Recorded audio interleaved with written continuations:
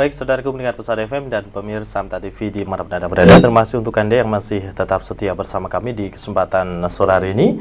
Dan silakan kembali kami ingatkan untuk Anda yang ingin bergabung, dipersiapkan di line telepon 0271638123 atau di SMS 081393899000. Dan untuk selanjutnya Ustadz, coba kita langsung sapa yang ada di SMS terlebih dahulu Ustadz.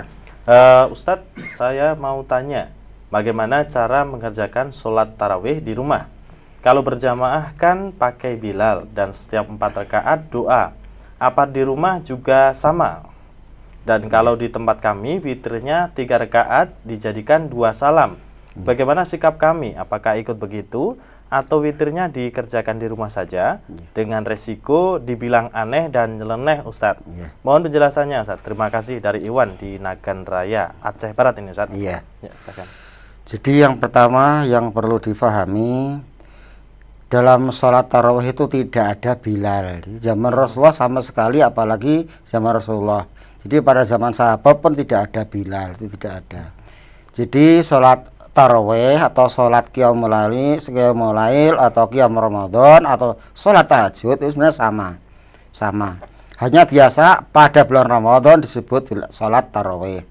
Jadi sholatnya ya 2 rakaat salam, 2 rakaat salam, terus selesai sampai 4 kali, berarti 8, kemudian ditambah witir 3 rakaat. Ini baik di rumah ataupun di masjid sama.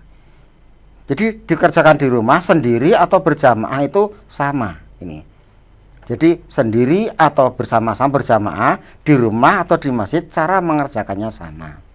Karena Nabi mengatakan sholatul laili wan nahari mathna. Sholat sunnah siang dan malam itu mengerjakannya adalah 2 rakaat salam, 2 rakaat salam. Kemudian setelah 8 rakaat berarti 4 kali salam, kemudian witirnya 3 rakaat. Ini 3 rakaat. Nah, witir itu yang namanya witir adalah ganjil. Maka kalau dipisah 2 salam tambah 1 berarti witirnya 1 gitu loh. Maka yang namanya witir, kalau mau witir 3 rakaat ya sekali salam, yaitu 3 rakaat berdiri terus. Adapun tadi kalau kita mengerjakannya berbeda dengan yang kemudian katakan aneh, ini semuanya kita tidak perlu menanggapi ya. Kita beribadah itu karena Allah ya. Orang boleh mengatakan apapun. Karena apa? Kita beribadah itu bukan karena orang. Jadi apa yang kita lakukan karena Allah, ini yang penting bagaimana Allah menuntunkan, Rasulullah menuntunkan. Karena masalah sholat adalah shollu kama ra'aitumuni usolli. Jadi sholatlah sebagaimana kamu melihat aku sholat. Nah, bagaimana Rasulullah mengerjakan sholat? Yaitu sholat siang dan malam, ya sholat sunnah itu 2 rakaat salam, 2 rakaat salam. Kemudian witir itu adalah ganjil, bisa 1 rakaat, bisa 3 rakaat, 5 rakaat, 7 rakaat, dan 9 rakaat. Ini.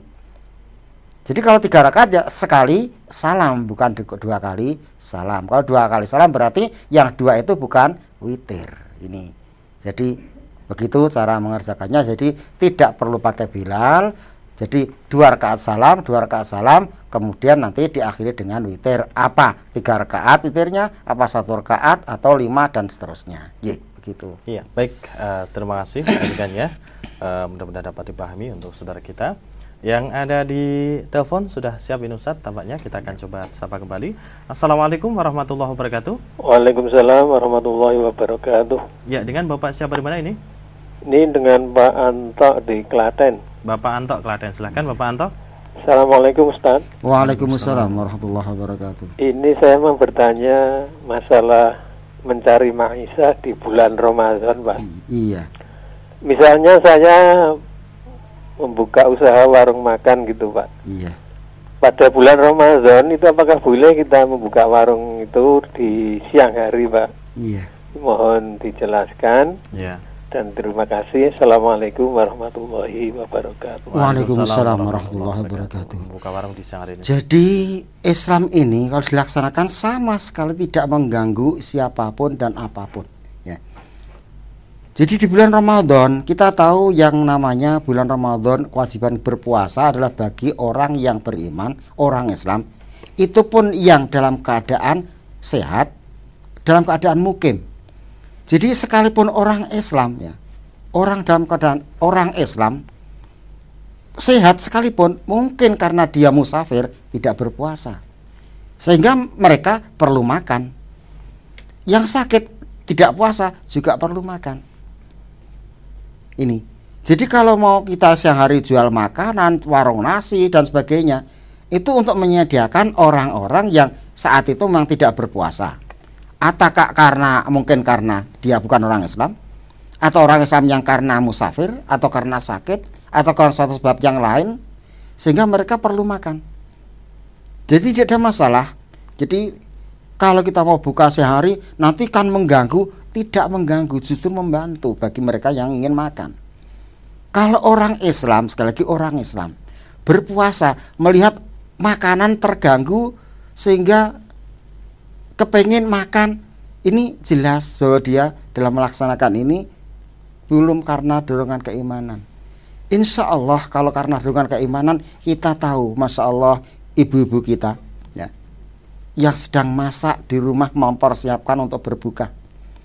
Jam 3, jam 4 dalam keadaan haus dan lapar, sendirian di rumah, buat minuman, buat makanan seperti itu, mampu bertahan tidak makan, tidak minum. Karena apa? Sadar inilah perintah Allah, sehingga tidak ingin, walaupun tidak ada seorang pun yang ada di rumah, kok makan, itu tidak. Kesadaran betul ini. Tapi kalau yang tidak karena Allah, betul karena keimanan, ya tidak di warung pun dia makan di rumah, ya bersembunyi dan sebagainya. Oleh karena itulah maka ketika di bulan Ramadan ini mau jualan siang hari tidak ada masalah sebenarnya. Jadi kalau kita ditinjau dari hukum Islam dan aturan Islam, sebenarnya tidak ada sama sekali larangan. Jadi mau jualan makanan, jualan es dan sebagainya, menyediakan bagi mereka yang tidak berpuasa. Karena sebab apapun, sebagai orang kafir mungkin tidak berpuasa, orang bukan Islam, atau orang Islam yang tidak mau berpuasa atau tidak sedang berpuasa, mereka perlu makan, perlu minum, jadi tidak ada masalah, boleh gitu, boleh. Jadi begitu. Iya, baik, terima kasih. Demikian ya. Kemudian untuk selanjutnya, Ustaz, kita coba sapa yang ada di SMS. Saya mau tanya tentang masalah fidyah nih, Ustaz. Iya. Saya pekerja berat yang setiap hari memanen buah kelapa sawit. Iya. Apakah saya boleh mengganti puasa saya dengan membayar fidyah? Iya. Begitu dari Ijang Sumarna yang ada di Ponpes An-Nakhil Muko-Muko Bengkulu ini, Iya, Ustaz. di Muko-Muko atau di Bengkulu. Jawabannya ya. Ya, jadi memang dalam Quran Allah katakan bahwa 'alal ladzina yutiqunahu fidyatun ta'amu miskin. Jadi bagi orang yang berat mengerjakannya. Jadi kalau dipaksa mungkin mampu, tapi berat. Nah, kalau bapak ini atau saudara ini pekerjaannya memang berat, ya, memetik kelapa sawit dan sebagainya, tentu amat sangat berat kalau dikerjakan dengan berpuasa. Maka di situ Allah berikan keringanan, kemurahan, yaitu boleh tidak berpuasa. Penggantinya bukan puasa tapi dengan membayar fidyah, yaitu memberi makan seorang miskin.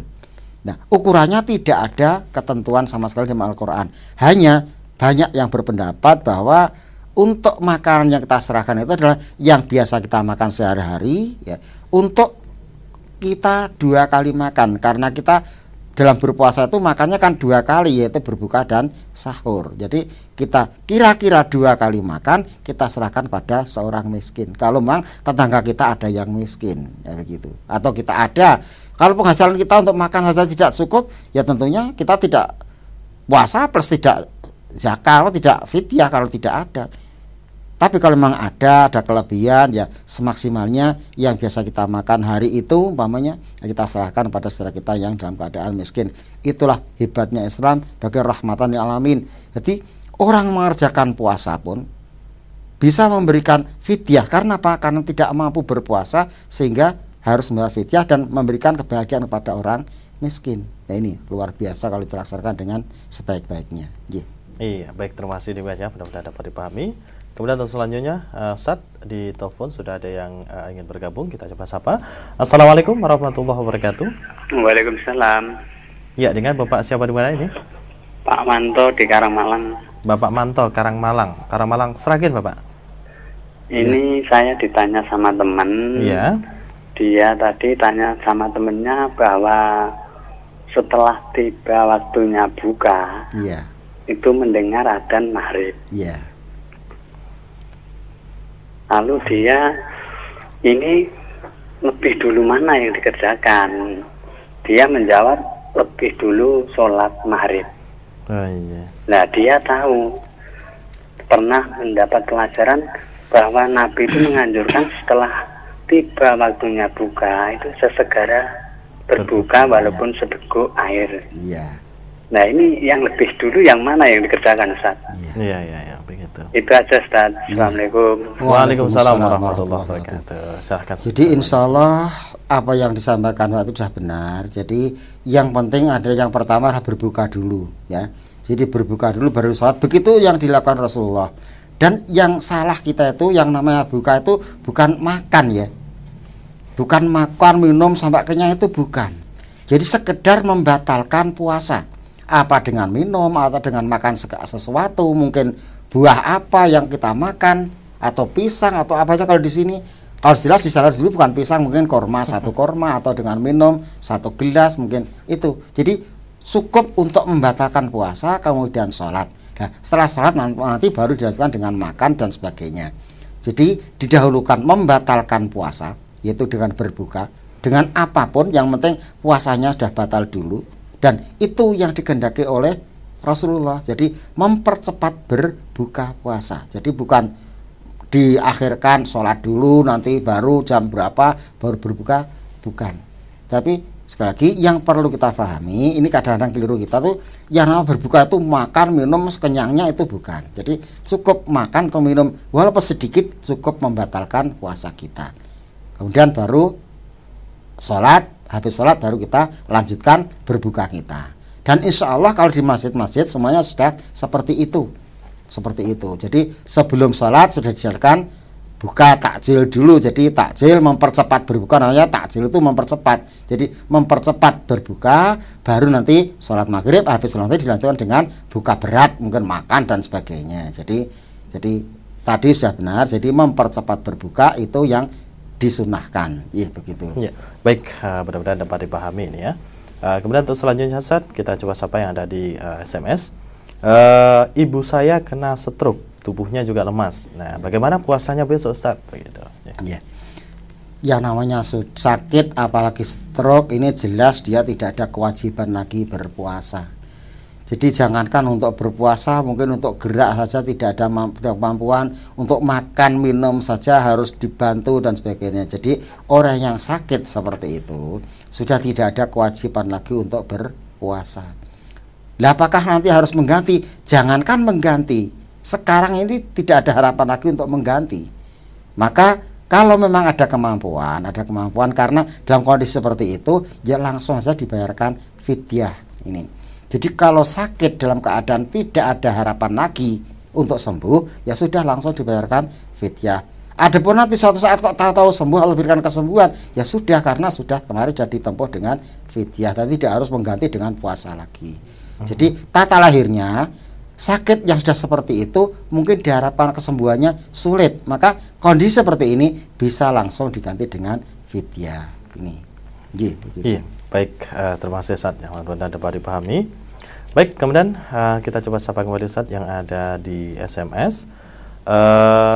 Ustadz membaca amin setelah Al-Fatihah itu hanya dalam sholat saja atau di luar sholat juga? Yeah. Kemudian bagaimana cara mengawali berdoa setelah zikir dalam sholat? Begitu. Yeah. Dari Gunung Kidul ini, Ustadz, silahkan. Yeah. Jadi kalau kita melihat hadis-hadis tentang amin yang berkaitan dengan Al-Fatihah, itu semuanya berkaitan ketika beliau mengerjakan sholat. Yang pertama, jadi hadis-hadis yang berkaitan dengan amin yang kaitan dengan Al-Fatihah adalah berkaitan dengan sholat. Jadi ketika beliau sholat membaca ghairil maghdubi alaihim waladdallin, beliau mengucapkan amin dan juga makmumnya mengucapkan amin. Ini yang pertama, ya. Nah, bagaimana kalau dibaca di luar sholat? Nah, kita tahu yang nama Al-Fatihah itu ad-doa. Jadi ihdinas siratal mustaqim siratal ladzina an'amta 'alaihim ghairil maghdubi 'alaihim waladdallin. Kemudian amin. Jadi kalau toh kita membaca amin karena itu doa ini, karena Al-Fatihah itu doa, itu juga boleh di luar sholat. Karena Nabi juga menganjurkan supaya ketika kita berdoa ditutup dengan amin ini. Jadi amin ketika di dalam sholat itu karena memang hadisnya tentang sholat itu membaca amin gitu loh. Jadi berkaitan dengan sholat itu semuanya. Namun di luar sholat bukan tidak boleh karena Al-Fatihah itu sendiri isinya doa. Dan Nabi menganjurkan kalau kita berdoa supaya ditutup dengan bacaan amin. Jadi di dalam sholat maupun di luar sholat membaca amin ketika kita selesai membaca Al-Fatihah itu boleh. Ya, begitu. Iya, baik. Terima kasih demikian ya. Mudah-mudahan dapat dipahami. Untuk selanjutnya, Ustaz, bagaimana menurut Islam mengirim bacaan tahlil Al-Fatihah pada orang mati, lebih-lebih menjelang bulan Ramadan seperti ini, Ustaz? Ya. Terima kasih dari Yazid yang ada di Kudus, Ustaz. Silahkan.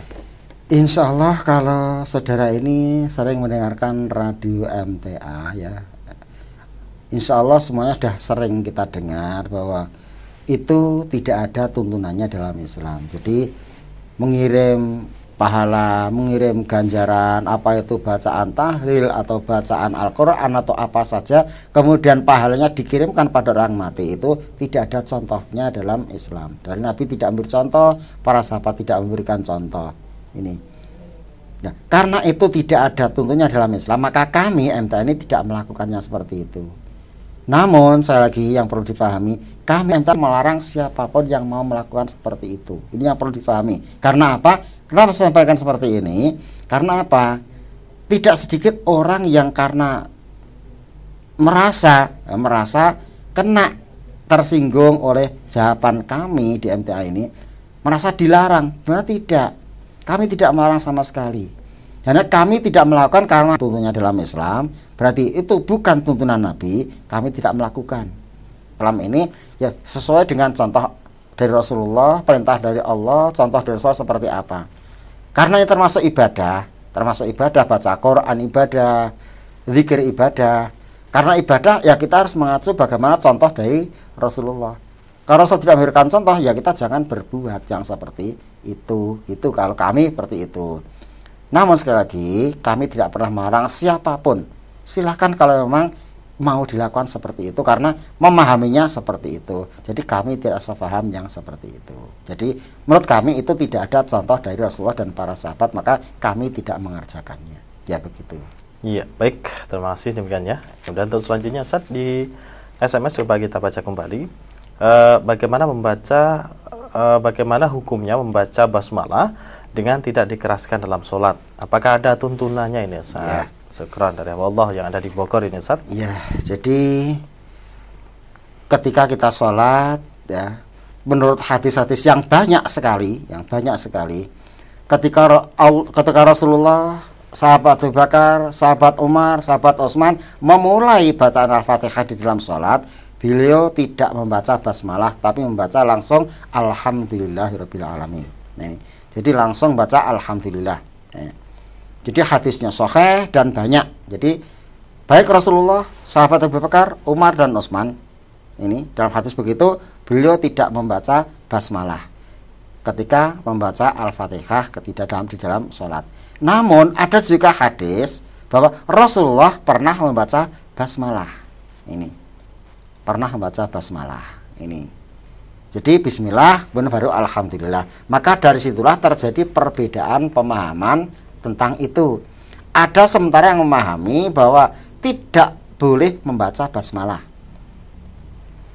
Dan dari situ juga difahami bahwa basmalah bukan bagian dari surat Al-Fatihah. Mereka memahami seperti itu. Ada yang memahami bahwa Rasulullah itu tetap membaca, sahabat membaca, tapi hanya tidak dibaca keras, tapi dibaca sir, gitu loh. Karena apa? Memang basmalah itu bagian dari Al-Fatihah. Jadi beliau tidak membaca, beliau membaca, hanya tidak dibaca keras, tapi dibaca sir. Nah, ini terjadi perbedaan yang seperti ini. Nah, terserah saja mau dibaca, mau tidak, dibaca keras atau sir, itu tidak ada masalah. Yang penting masing-masing kita mengerti, oh ternyata emang itu ada dasarnya dan dilakukan oleh Rasulullah.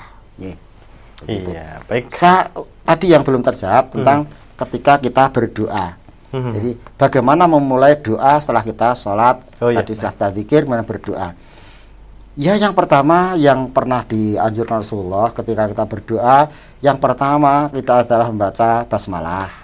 Kemudian membaca hamdalah, alhamdulillahirabbil alamin. Kemudian kita memuji Allah. Kemudian kita bersolawat kepada Rasulullah. Kemudian baru berdoa. Jadi baca basmalah, alhamdulillah, kemudian sholawat, Allahumma sholli ala Muhammad wa ala Muhammad. Kemudian baru kita berdoa. Ini berdoa apa yang kita minta? Ya, tentunya yang perlu kita mintakan kepada Allah. Jadi basmalah, alhamdulillah, sholawat Nabi, kemudian berdoa.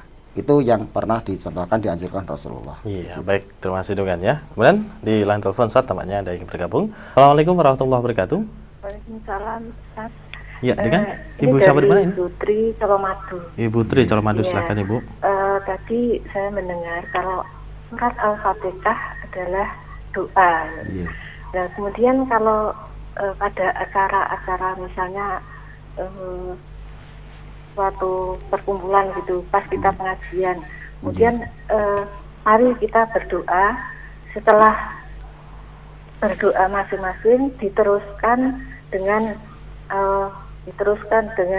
membaca Al-Fatihah khususon siapa yang sakit itu atau siapa yang meninggal itu. Gimana Ustadz itu, apakah ada tuntunannya? Ya, Terima kasih. Assalamualaikum warahmatullahi wabarakatuh. Waalaikumsalam warahmatullahi wabarakatuh. Jadi yang pertama, yang penting kita pertama ini, karena itu doa itu secara umum. Yang penting kita tidak membuat syariat sendiri. Jadi kita tidak menentukan kapan kita berdoa, bagaimana caranya berdoa, termasuk ketika kita membaca Al-Fatihah. Jadi tidak kita tetapkan setiap akan mulai membaca Al-Fatihah, selesai membaca Al-Fatihah, apalagi tadi khususan untuk ini dikirimkan dan sebagainya. Jadi itu yang tidak dicontohkan. Ini yang tidak dicontohkan. Jadi yang penting kita jangan buat aturan sendiri ya. Jadi Al-Fatihah itu termasuk doa isinya. Ihdinas shiratal mustaqim. Bahkan Al-Fatihah kita tahu bahwa itu bisa untuk meruqyah, pernah terjadi pada zaman Rasulullah ya. Sehingga ketika dibacakan Allah menyembuhkan, sembuh gitu ya. Namun sekali lagi, kalau kemudian kita buat aturan sendiri, acara sendiri, ini yang tidak dibenarkan. Ini. Jadi suatu yang sifatnya umum, jangan kita buat aturan sendiri. Al-Fatihah boleh kita baca kapanpun. Kalau kita benar menetapkan dibaca sekali, 2 kali pada saat ini dan ini, kita buat aturan itu yang tidak dibenarkan. Ini. Tapi kalau kita mau membaca, boleh saja. Kita membaca, kita mau berdoa, baca Al-Fatihah, karena Al-Fatihah sendiri juga doa, boleh. Tapi jangan menetapkan harus dibaca seperti ini, begini waktunya dan sebagainya. Jadi yang boleh itu menetapkan atau membuat aturan sendiri. Ini yang tidak benar. Ya, begitu. Iya, baik, terima kasih Ustaz. Dan tampaknya juga sekaligus kebersamaan kita harus berakhir Ustaz di kesempatan sore hari ini. Barangkali sebagai kesimpulannya Ustaz, silahkan. Ya, alhamdulillah kaum muslimin rahimakumullah. Ternyata masih banyak hal yang perlu kita ketahui dalam masalah Islam ini. Saya terus teringat apa yang dipesankan oleh Ustaz Abdul Tufail almarhum ya, bahwa sebenarnya kita ini banyak yang tidak tahu. Tapi kalau kita tidak ngaji, rasanya semua sudah tahu dan semua yang kita lakukan benar. Jadi kalau kita tidak ngaji tentang Islam ini, rasanya kita sudah tahu semuanya dan yang kita lakukan ini semuanya benar. Tapi setelah kita ngaji, ternyata kita tahu bahwa diri kita ini bodoh, tidak ngerti apa-apa, banyak sekali yang belum kita ketahui. Dan ternyata setelah kita ngaji, tahu yang banyak sekali kita lakukan ini salah. Nah ini, banyak yang kita lakukan selama ini adalah salah. Inilah hasilnya ngaji. Itulah maka kalau kita terus mau belajar dan belajar, kita akan semakin mengerti. Oh, betapa banyaknya Islam ini yang belum kita ketahui. Sehingga kita bisa memperbaiki keislaman kita, ketaatan kepada Allah. Sehingga apa yang selama ini mungkin kita lakukan, ternyata salah, segera kita tinggalkan. Yang masih kurang, terus kita tambah, kita pacu, kita tingkatkan. Nah, ini. Jadi sekali lagi, ternyata setelah kita ngaji betapa banyak hal yang belum kita ketahui dan masih banyak sekali yang kita tinggalkan, dan juga betapa banyak yang selama ini kita lakukan ternyata keliru dan salah. Maka kita bersyukur Allah berikan kesempatan pada kita untuk bisa ngaji.